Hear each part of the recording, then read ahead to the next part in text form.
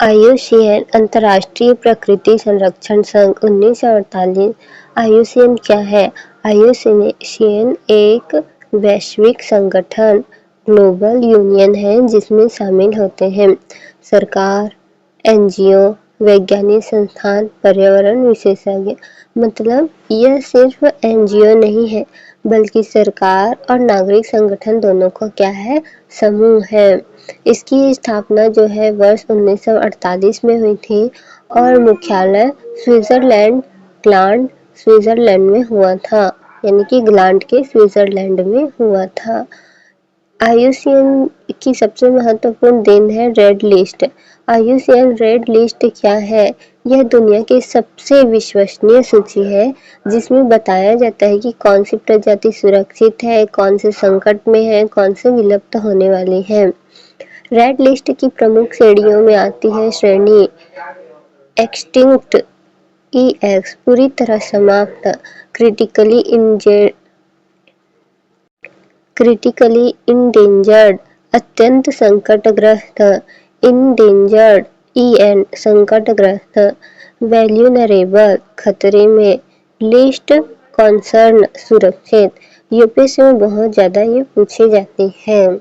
IUCN कैसे तय करता है कि कौन संकट में है? आईयूसीएन कुछ वैज्ञानिक मानदंड देखता है जैसे कि जनसंख्या में गिरावट हो रहा है, रहने का क्षेत्र घट रहा है या नहीं, या फिर भविष्य में खतरे की संभावना है, प्रजनन दर है।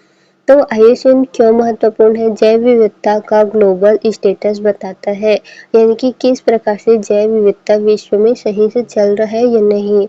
सरकारों की इन्वायरमेंट पॉलिसी का आधार बनाता है। इन्वायरमेंट पॉलिसी कैसी चलती है? तो इन सरकारों के लिए एक आधार बना रहा है। SDG सस्टेनेबल डेवलपमेंट ग्लोबल में उपयोग होता है, सतत विकास के लिए उपयोग होता है। कंजर्वेशन प्रायोरिटी तय करता है, यानी किसे सुरक्षित रखना है, उसमें प्राथमिकता किसे देनी है, ये तय करता है।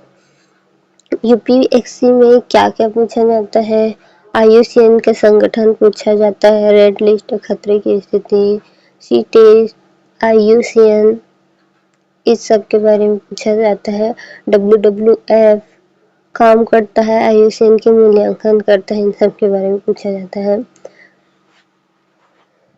आईयूसीएन स्टेटस बताता है। CITES जो है ट्रेड रोकता है, CMS जो है माइग्रेशन बचाता है और रामसर जो है वेटलैंड बचाता है।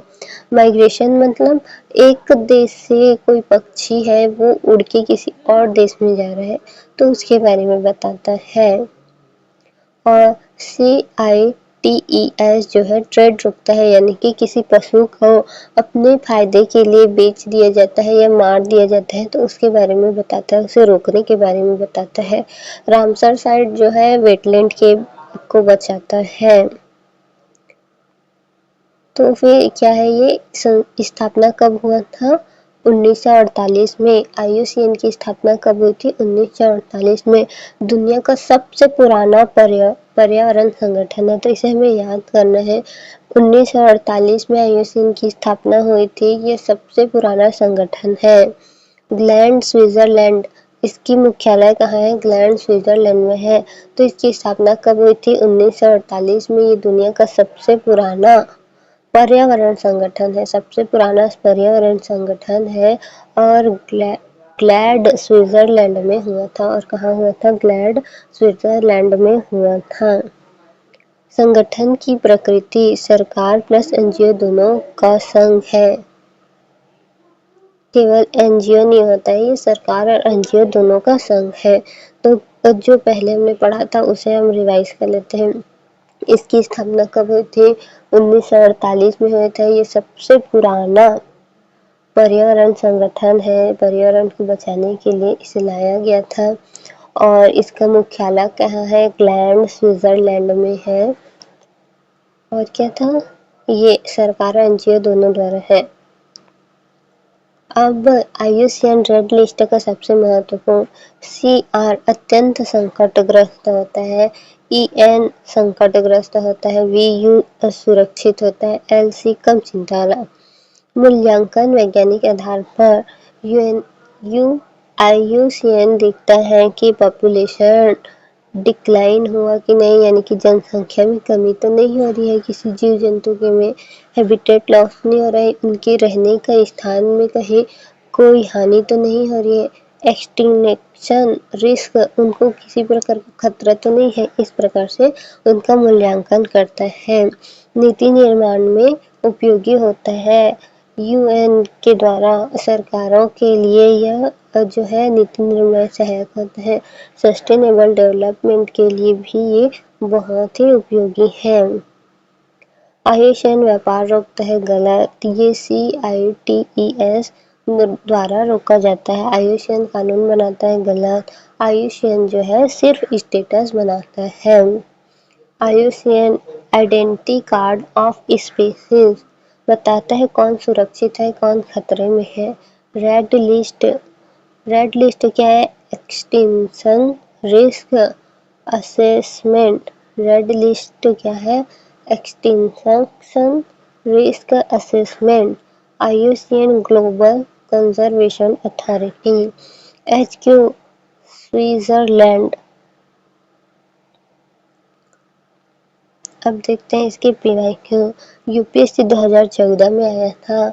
IUCN रेड लिस्ट में क्रिटिकली इंडेंजर्ड का अर्थ है विलुप्त, अत्यंत विलुप्त के कगार पर, कम खतरे में सुरक्षित। तो क्रिटिकली इंडेंजर्ड अत्यंत विलुप्ति के कगार पर। निम्नलिखित में से IUCN के बारे में कौन सा कथन सही है?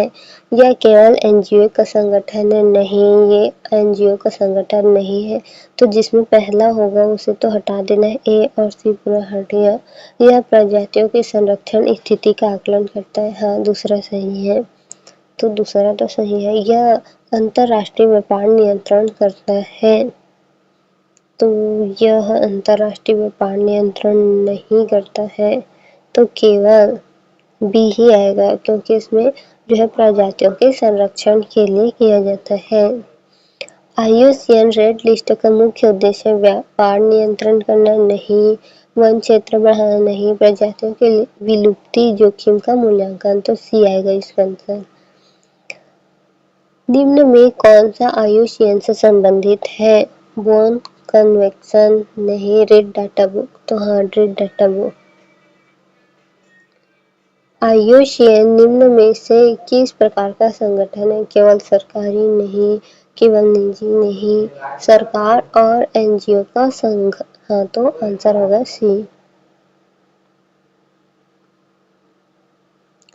बार बार पूछा गया कौन सा IUCN क्या करता है? बार बार ट्रेड वर्सेस स्टेटस, बार बार कैटेगरी मीनिंग। IUCN रिस्क बताता है। CITES जो है ट्रेड रोकता है।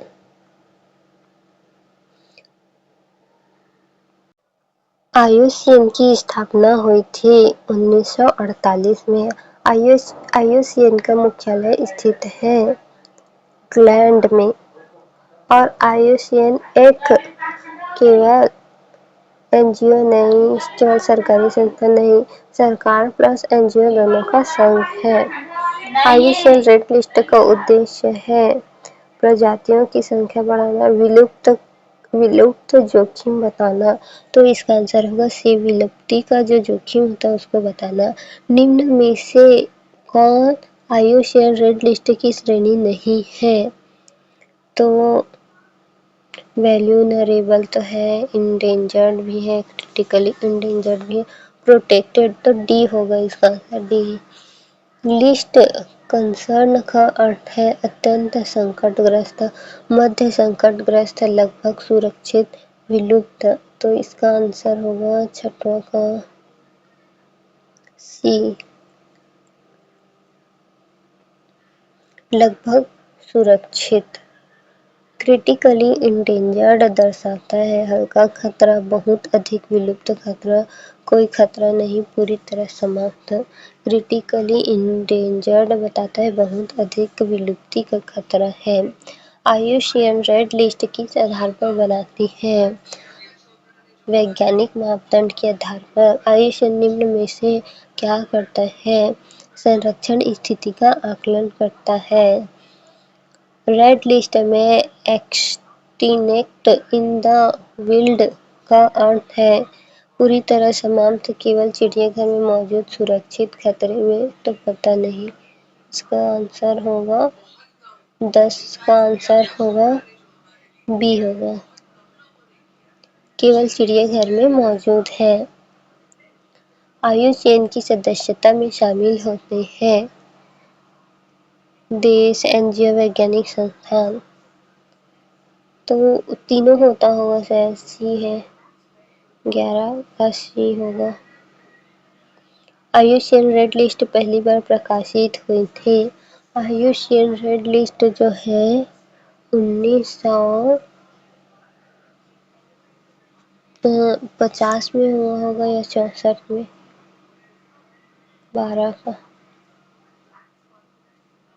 12 का बी दिखा रहा है। 1964 में।